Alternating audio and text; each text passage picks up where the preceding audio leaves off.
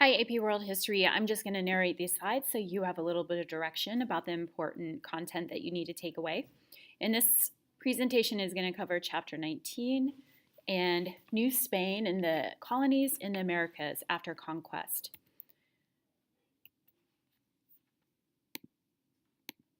One of the most important topics, and probably guaranteed to be seen on our test in the AP exam, is the topic of the Great Dying. And this is a population chart of the Americas. And remember, there were issues with knowing the precise population just because of the lack of record keeping by Native American civilizations. However, we do have guesstimates based on European accounts and archaeological evidence.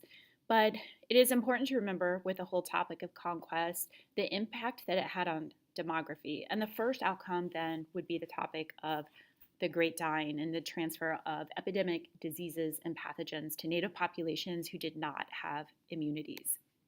When we're talking about conquest then in New Spain, it's important to remember who is leading this charge. First of all, we have Portugal, and we know that Prince Henry, so he's actually before this time, but it's his investment in maritime technology which makes that possible.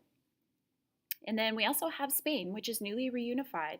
And this is a really crucial time for Spain because the small states have been pushing back against the Islamic Moors that have been ruling Spain or that territory for that time. And there's finally unification and success in Spain. And the goal then of the rulers, Ferdinand and Elizabeth, I'm sure you probably have heard of them, in relation to Christopher Columbus, is they're really then about unification of their empire. And as Catholics and Roman Catholics, they are really worried and concerned about religious purification of their country. They view the Islamic religion as unclean, and they really want to eliminate the threat of maybe a pushback by the Islamic people.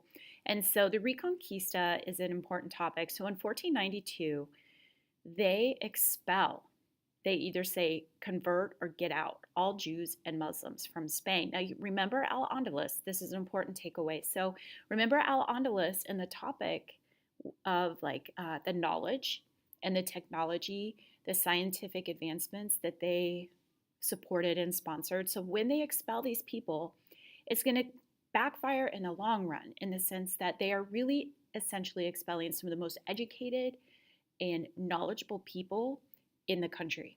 And so it's like a brain drain leaving Spain at this time.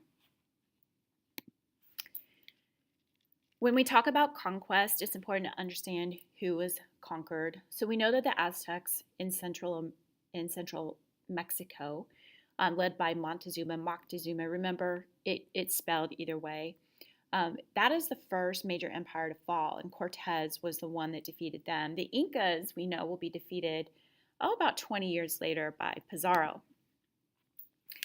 The conquerors at this time were conquistadors. It's important to know who they are in the sense that these are private individuals. These are just men. These are often second born. These are men that don't have access to education or wealth back in Spain.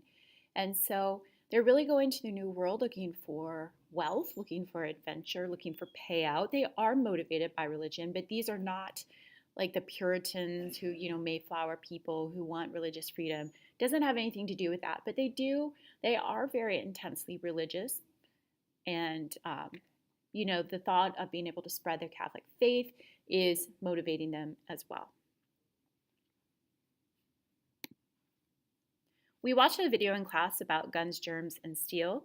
We talked about the advantages that the Europeans had, and this is important to understand that even though the civilizations in the Americas were incredibly advanced, we know the Aztecs, they were a warring society. They had whole systems. Think about the advanced architecture, the gridded cities, the complex society that they had.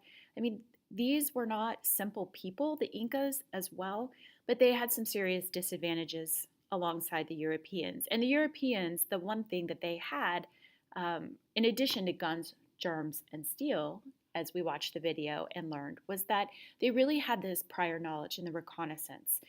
From the time that Columbus made his first voyage, they are gathering information about the people and making plans for how can we then turn this knowledge into our gain, either conquering in war or being able to take their resources.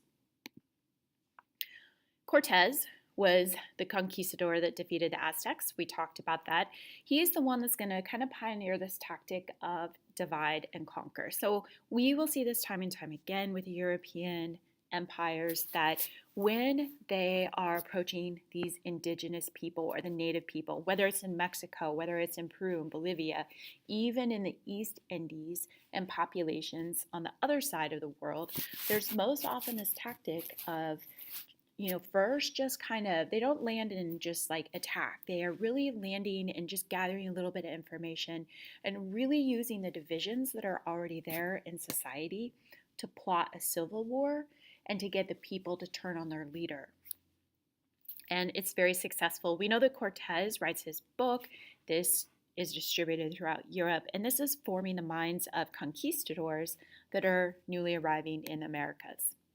We learned in class about Pizarro and his conquest of the Incas, and we talked about all the different, possible outcomes that could happen. But we know that, the Incas probably had the best shot because they were the most unified. They had great strategic awareness of their environment. I mean, they just really underestimated and had no knowledge of the Europeans, the weapons that they had. And their style of warring was not effective against the European style and obviously couldn't stand up to the swords and the guns that they had. And the chaos that ensued then when Atahualpa was captured, we know, and then along with the accompanying disease, which actually arrived before the Spaniards did because it's already being transmitted along the trade routes, but really the disorder after the capture of Atahualpa and then later his death. And then you have to remember that the Spaniards then are pulling the resources out of these colonies, so there really is no recovery then for any of these native indigenous populations. The pattern of conquest, so how does it all go? Like basically it's mission by mission, and it's going to take a while. It's going to take a while to slowly license these individual armies, recruit people, have them come over, communicate back and forth with the crown. But eventually Spain is going to have major control over South America with the exception of Brazil, which of course is under the control of Portugal, all the way up through Mexico and the southwestern side of what is today the United States. It's important for you to understand other patterns of colonization in North America. It's important for you to understand where Great Britain had its colonies. You guys should know this, right? Eastern coast of the United States. You should know where France had claims and territory, mostly Canada, St. Lawrence River, Mississippi River.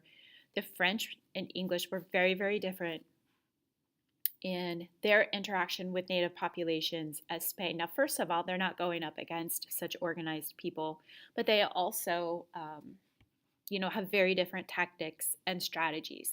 All of these colonies, you have to understand, are living under the policies of mercantilism.